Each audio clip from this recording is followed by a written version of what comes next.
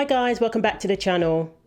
So I wanted to discuss the news coming out from Kansas, where Republicans are seeking to ban so-called gender-affirming care for minors. And there was a recent committee hearing where various people gave their testimonies and spoke about how they think it's beneficial for children to have access to these procedures.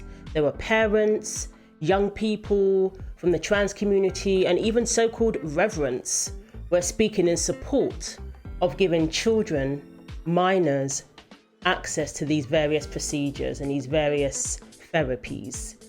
And this is something the Republicans tried to introduce previously, but such bills were vetoed by the Democratic governor, Laura Kelly. One of the bills up for debate was the HB 2791 bill. But what I want to focus on is the testimony of people like Chloe Cole, people whose voices I feel are usually stifled when it comes to this debate. And my question is, when we're discussing matters such as gender dysphoria, why is the accounts of people like Chloe often ignored by trans activists? Why do their experiences not matter to them? Whether it suits your narrative or not, surely if you care about children who are suffering from gender dysphoria, you'd also care about the kids who end up regretting having such procedures done. Because not everybody is going to experience trans joy when it comes to having these procedures. Not everybody is going to find that it takes away all of their problems, that it magically takes away all of their thoughts of unaliving themselves and cures all of their issues. Not everybody is going to experience that. Some people may even end up regretting the decision that parents and doctors made for them at an age where they were too young to consent. There's not even any evidence to suggest that having access to these procedures actually improves mental health or prevents thoughts of unaliving oneself or prevents deaths. There's no evidence of that. But yet people will state these things as fact and even call it life-saving gender-affirming care. Life-saving. People act like it's a matter of emergency to go through these procedures when somebody is dealing with gender dysphoria. Surgery comes with many complications that bring a host of new problems that is hard for a young person to deal with. Complications that are unforeseen and can't possibly be understood by a minor. As far as I'm concerned, these procedures, when it comes to gender reassignment surgery, are experimental. And there is no justification for experimenting on children. We saw an example of this with Jazz Jennings, where there were all these unforeseen complications that the doctors weren't even able to foresee, let alone a 17-year-old. Yesterday, Jazz was getting progressively upset because her wounds were definitely separating and she formed like a blister, it's almost like a blood blister. You know, I was a little surprised. Jazz is young and healthy, and normally patients like that heal really quickly. But instead, it just looked like the sutures were starting to spread, and the color of the skin right along the edge of the wound, you want it to be nice and pink, but it was looking dusky, kind of bluish, which can be a sign of too much tension, there not being enough blood supply. So I was pretty worried at that point. I would argue that if you wait until the person is fully developed, the chances of their gender reassignment surgery being successful is greater. If they're on puberty blockers, from a very young age, for example, they don't develop properly. And what happens is they don't produce enough tissue to make the makeshift vagina. If there's not enough penile tissue, they can't complete the procedure and they have to resort to using the colon or parts of the stomach. That's what happened in the case of Jazz Jennings. Taking Jazz on as a patient for surgery, we knew it was going to be a one-of-a-kind surgery. She's one of the first to have undergone complete pubertal suppression and lack of growth of the skin and other tissues, which we rely on as surgeons to do this operation. And we don't have the experience of having said we've done 50 of these. I was just not expecting her to have a complication as severe as what she did have. So they're more likely to have a successful procedure if they do wait until they're adults and still decide to go ahead. And my question is, what's wrong with that? What's wrong with waiting until somebody is an adult before they make a life-altering decision? Is a child going to understand all the implications of missing out on puberty and the benefits that the body actually experiences by going through puberty. That's what helps somebody grow into a healthy adult. Complications are noted as they occur, and many of them are unforeseen. As you saw there with Jazz's doctor, he was arguing with his colleague in the operating room while performing the procedure, because they're still learning as they go along. Why do you need to cut that? Because this is a disfiguring scar. We have people with real testimonies about how these sort of procedures have ruined their bodies. Speak to Scott Nugent, who was female but transitioned into male at the age of 42. Even at the age of 42, Scott could not know the full extent of the complications that she would go on to suffer. Complications such as swelling, complications such as bone density issues, leaving Scott more prone to fractures. Incontinence. Do you think the doctor sat Scott down and said, you're going to suffer incontinence, you're going to have swelling, you're going to face fractures? Or did they say, we can help you transition, you can change your sex, you can be a man? Is that what Scott was fed instead? And this is at the age of 42, but yet we expect children to know what they're getting themselves into? Really? Even people like Dylan Mulvaney hasn't had the surgery yet. I wonder why. There were a few famous trans people who have not had the surgery, who have chosen not to do it because they made that decision as adults. They fought it through. And all Republicans are saying is give a child the same courtesy. Let them decide when they're an adult so they can think it through too, rather than being told that this is the solution. It's not. When something is life-altering and cannot be undone, surely it shouldn't be available until somebody is at least 18. Never mind the fact that the brain isn't even fully developed until around 25. So we had all sorts of people giving testimonies at this hearing. People, in my opinion, who didn't do their cause any favours. We had parents who claimed to have multiple children who were trans. My name is Elise Flatland. I've been a resident of Kansas for the last 20 years. I have 4 children, 2 girls, 2 boys. My oldest is my transgender daughter, and my youngest is an 11-year-old transgender boy. Both of my children have been diagnosed with gender dysphoria, and both are currently receiving gender-affirming care. Through this care, my husband and my consent has always been required. They have asked my children what they envision their bodies looking like as an adult, and never once did they mention surgery to my children. We are well aware of what is going on with our children. It is not the government's job to decide on the best medical care for citizens. Treating gender dysphoria, it has widely accepted guidelines for care. It does not need to be scrutinized by non-medical experts in government. All parents make non-reversible choices for their children. I make choices every day that will affect my children's future. That is my job as a mother. It is my responsibility to work with medical professionals and decide what is best for the health of my children. I am outraged that this is even a discussion I have to have. The mental, emotional, and social well-being of transgender children suffers when their medical care is threatened. These children deserve to live their lives with dignity, confidence, and pride. Thank you.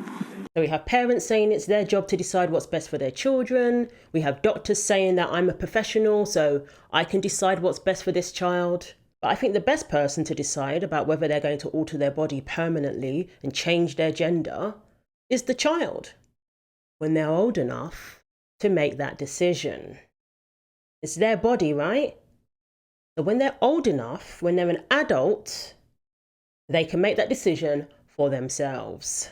Because if we don't even trust a child to decide what they're going to eat for breakfast, why are we going to decide that they are able to make life-altering decisions about medical procedures, hormones, puberty blockers? Most children, if they had a choice, would probably have ice cream for breakfast. we say no as parents. Most children would not do their homework if they had their own way. There's decisions that we do not allow children to make because they're children. That happens every day. We don't let children drive. We don't let children drink alcohol. But yet we think they can make decisions about gender reassignment surgery, hormones, puberty blockers, all of that. We think that they can make decisions that they cannot undo in the future. You can't grow back body parts. You can't reverse the effect of puberty blockers as an adult. Contrary to what these people are claiming, I don't understand how they can even make that claim that you can reverse these things. But what we're seeing is attributing a lot of responsibility, a lot of weight on the shoulders of children. And it gets younger and younger. I've seen people saying that their 4-year-old is trans. Apparently a 4-year-old can decide that he's in the wrong body. Apparently an 11-year-old can make a decision about whether or not to go on puberty blockers.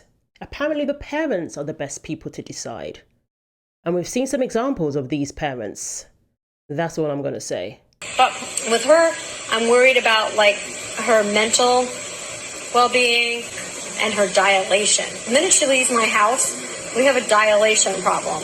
That is a concern. When you don't have that watchful eye, they tend to go back to old patterns. I have woken Jazz out of a dead sleep and taken the dilator and put the lubrication on it and said, here, you take this and you put it in your vagina. If not, I will.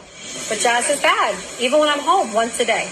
I would be so mad if she goes away to college and that thing seals up. I will wring her neck.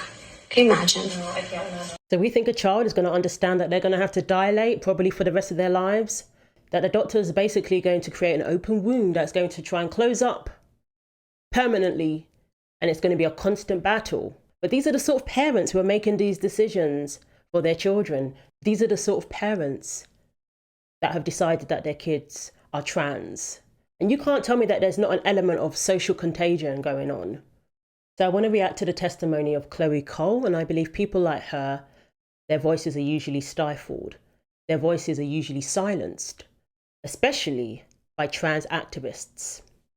They don't want to hear it.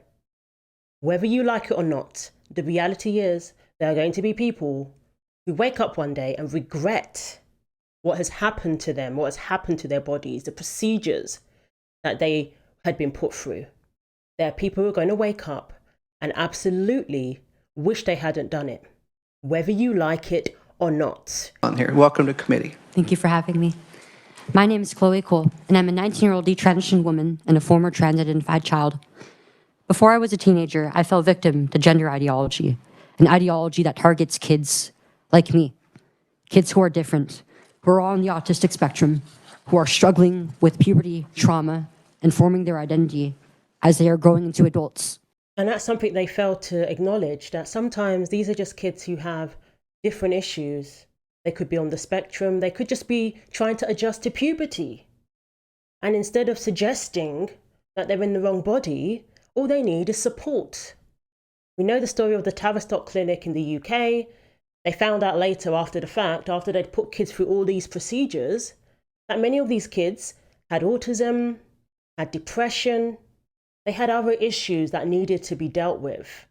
And the answer to their problems wasn't hormones, wasn't puberty blockers, wasn't surgery. But what happened is these kids were put through these procedures and then ended up having irreparable damage done to their bodies. And that created a whole new host of problems that they are dealing with till this day. Can you imagine how violated they must have felt? And there's a lot of court cases going on now because surgery, medication, it wasn't the answer for these kids. But they were told, and their parents were told, that it was. When it comes down to it, this was just a terrible experiment that children should never be a part of. There are people who have had horrific complications when it comes to this surgery. After being told that this surgery was the answer to their problems, after being told by doctors that they must do it as young as possible so that they could be passing, and that would be the best outcome for them. With the same doctors who encouraged them and their parents to undergo these procedures, the same doctors who told them that these procedures are the answers to their problems, were the same doctors who ghosted them when everything went wrong. Well, we'll have to do it again, and this time we're going to have to use a graft from the colon, so we're going to have to do it that way. He sent me to another specialist pretty much just a few months later, because in order to do that surgery, you have to have a colorectal specialist who takes the graft. I met with him, and he said, "There's no way I will do this to you." He said, "Your pelvic floor is so traumatized in these MRIs that it will be severely worse complications if it happens again, or you could lose your life." Oh. And I felt like my world was over. And then I went back to Dr. Roth and I said, "Why is he saying this? You told me that, oh, just meet with him and then he'll tell you kind of how it'll work and then we'll get you in for the second one." He said, "That's not possible. Like, it can be done." So he sent me to another one. I met with him. I met with the second colorectal specialist. Said the same thing. He said, "I will not operate on you. Like, this just can't be done." Like, he said, "What's happened to you the first time will happen again, if not in a worse way." And he refused. And I went back to Dr. Roth and I left a voicemail and I said, "This is the second surgeon saying this, and you're still telling me to do this second surgery. Like, I'm confused. Every other doctor is refusing to almost kill me from doing this." And I lost contact with him. He disappeared. Yeah. Dr. Joshua Roth. What happens when they turn 18 and regret their decision? What happens when they have to deal with complications that no doctor can fix? What happens when they've had surgeries such as mastectomies, like in the case of Chloe? Can they now reverse doing that? Absolutely not. So what are they supposed to do? We need to stop the medical industry from taking advantage of these kids the same way that I have been and that thousands of other children have been all across the US. This abuse is standardized in healthcare throughout the country and the rest of the world by the World Professional Association Transgender Healthcare, or WPATH. I was afraid of growing up into a woman. I had an early stressful puberty, and I hated the attention that I was getting from my developing body. I had deep, unresolved sexual trauma from an assault that I felt like I couldn't report to any adult in my life because I thought none of them would believe me or take me seriously. And I began to associate my breasts and my femininity with weakness and being taken advantage of. I learned from the internet that all of my problems stemmed from the way that I was born, that my womanhood was a mistake. But I could fix myself by changing my body. None of my doctors at any point explored any of these feelings or told me that I was strong enough to get better and that I could grow out of it. And that's the thing. Saying that somebody can grow out of this is highly offensive, apparently. Saying that a child is going through a phase is seen as highly offensive these days. What happened to children going through phases? What happened to children growing out of something? That still happens, but we're not allowed to acknowledge that. But these kids aren't allowed to go through phases anymore. It's demanded that they commit. And as Chloe said, it was the internet. A lot of the time, these kids are learning from the internet that they're in the wrong body, that transitioning is going to solve all their problems. Then doctors are co-signing this. We know that the number of trans kids, so-called trans kids, has risen exponentially, and it coincides with the introduction of certain apps. It coincides with the use of social media, with the rise in the use of social media. Now, we're seeing doctors and counselors, therapists give step-by-step advice, making suggestions. And sometimes those suggestions are that the kid is in the wrong body and must begin transitioning immediately, or the parent may lose their child. What are parents supposed to say to that? And that's what Chloe's parents were told. That they convinced these parents that they're doing what's best for the child. My pain and my naive judgment as a child was allowed to dictate the rest of my life. Today, I'm experiencing joint, back, and pelvic pains. I have issues with atrophy, with sexual dysfunction and pain, and the testosterone may have made me infertile. The loss of my sexual development and of my breasts has marked the loss of a major part of my sexuality and my identity as a now adult woman. I never will have the option of feeding my children with what God gave me. The skin grafts that they created out of my areolas have become open wounds, and I have to bandage myself every single day so I don't bleed onto my shirts and my bedding.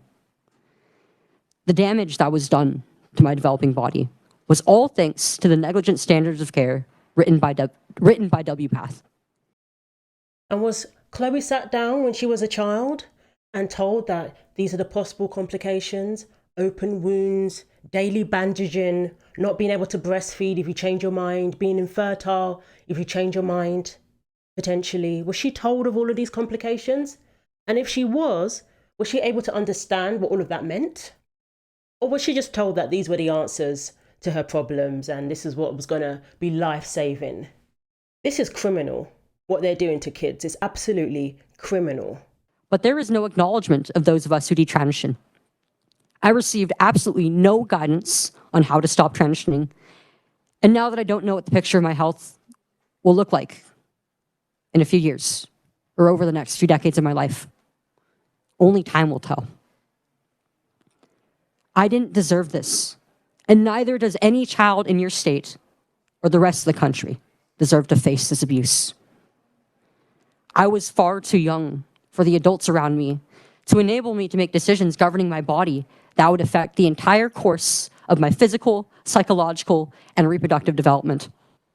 What children like me need isn't the removal of their body parts or the halting of their natural development or psychological manipulation by adults. It's compassionate, holistic care. As adults, we need to ground children in reality and guide them towards building their identities in a healthy manner. We need to act now because our youth need us more than ever. This is not a matter of left or right. It is a matter of right and wrong. You know that this is wrong, and you need to do something about it. Thank you. Absolutely remarkable young lady there, and I wish her all the best. I hope that she's able to overcome these complications in the future and that she finds that there's no lasting, damage that's going to prevent her from going on to experience womanhood in all its glory, because she deserves that. And, everything that she's been through, I pray that it won't be in vain, that she will help other people not go through the same thing, warn other young people not to go down that route. And she's obviously affecting change, speaking to lawmakers and telling them, quite rightly, this is wrong. They know, they must. You have trans activists misusing the word genocide, saying that preventing these procedures for minors is genociding people. But I would say the real genocide, if we have to use that word, is giving children access to procedures that results in infertility so that they can't reproduce. Giving them access to procedures that mutilate their bodies. Taking synthetic hormones for the rest of your life from childhood. What are the long-term implications? Does that increase the risk of certain cancers, certain diseases, certain complications? These are the questions that people cannot answer, but are yet pushing for children to have these procedures at the same time, or pushing for children to have these hormones. They're still collecting the data, they're still observing the consequences of all of this. And I fear that in years to come, we're going to look back and think, how barbaric. Well, I think that now, but generally people are going to look back and think, how barbaric. In the same way we look back at other medical experiments that have been done on people, and even worse, when they do it to children. And if you cared about preventing kids from wanting to unalive themselves, you cared about kids with gender dysphoria, you would care about all of them who have different experiences, not just the ones who want the procedures, who are happy to go along with it, but also the ones who regret it. If you truly cared, you would hear what they have to say. Their stories matter too. So thanks for watching. Let me know what you think. Take care of yourselves, and God willing, I will see you in the next video.